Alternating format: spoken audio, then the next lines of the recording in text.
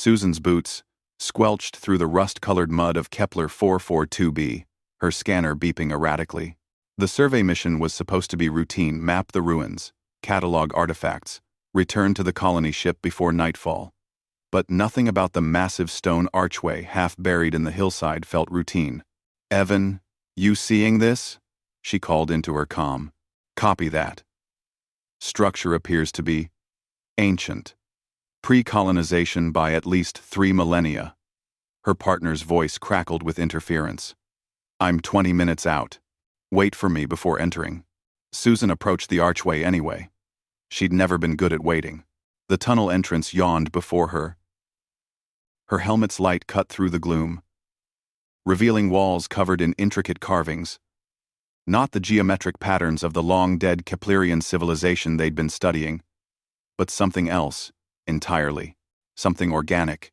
That's when she saw it.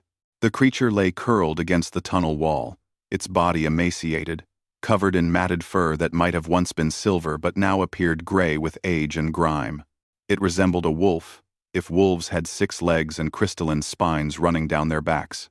One eye opened as her light swept across it, a pale, luminescent blue that held an intelligence that made Susan's breath catch. The creature didn't move, didn't growl. It simply watched her with that ancient, weary gaze. "Hey there," Susan whispered, crouching slowly. Her scanner indicated the being was alive but barely. Malnutrition. Dehydration. System failures across multiple organs. The wolf creature's mouth opened, and a sound emerged, not a growl, but something almost like speech, though Susan's translator couldn't parse it. The creature lifted its head with visible effort, gesturing with its muzzle toward the deeper darkness of the tunnel. "You're guarding something," Susan said softly. "Aren't you?" The creature's eye dimmed slightly, and Susan realized it was a nod. She activated her wrist light and ventured deeper, stepping carefully over the flooded sections where water had seeped through cracks in the ancient stone. The tunnel opened into a chamber, and Susan's light revealed the truth. Stasis pods. Dozens of them, half submerged in water that had accumulated over centuries. Through the frosted glass, she could see small faces. Children, Keplerian children, their features delicate and inhuman, frozen in time. "Oh God," Susan breathed. "Susan?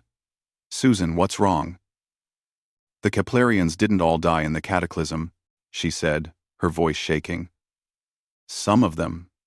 Evan, there are children here, in stasis, and that creature out there has been guarding them for 3,000 years. She ran back to the wolf creature, whose breathing had become shallow. Susan pulled out her emergency medical kit, hands moving on autopilot. The creature tried to push her away weakly. "No," Susan said firmly. "No, you've done enough. You've done more than enough." She administered broad-spectrum nutrients and activated the healing gel, spreading it over the creature's worst wounds. The wolf creature's eye fixed on her face, and Susan saw something there that transcended species gratitude, and something deeper. Hope. Evan arrived 17 minutes later, bursting into the tunnel with his equipment rattling. "Susan, the pods, are they functional?" "Most of them," Susan confirmed, working over the creature's frail body. "The power cells are nearly depleted, but they're still running. This one." She gestured to the wolf creature. "It must have been their guardian, their protector. When the floods came, when the power started failing, it stayed. It's been here for 3 millennia, Evan. Alone, starving, just waiting." Evan knelt beside them, his expression awed. The Keplerians didn't have guardian animals. This species was their equals, a companion race, a friend. The wolf creature's breathing steadied as the medical gel took effect.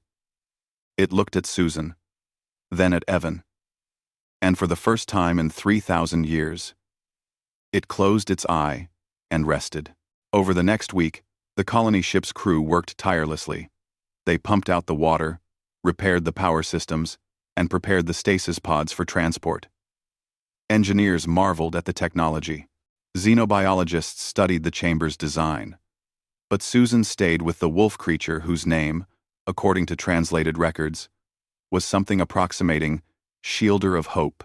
As the creature regained strength, it watched the humans work with that intelligent gaze.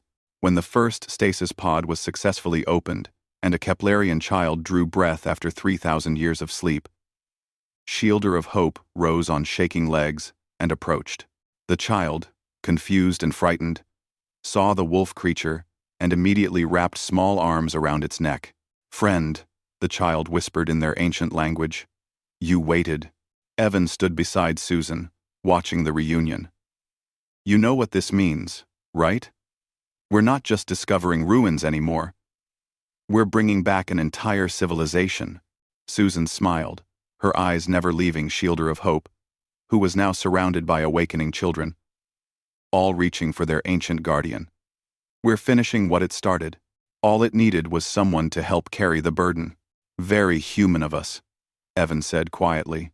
"Very human." Susan agreed. "But it started with something just as human. Recognizing loyalty when we see it. Honoring sacrifice.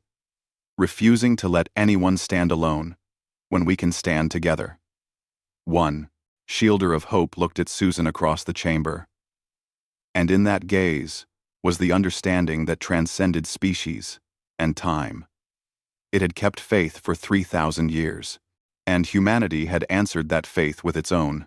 The last children emerged from stasis that evening. The Keplerian civilization would live again, not as archaeological curiosities, but as living beings with a future. And beside them would stand their guardian, no longer alone, and the humans who understood that the greatest discoveries aren't made with scanners and satellites. They're made with compassion,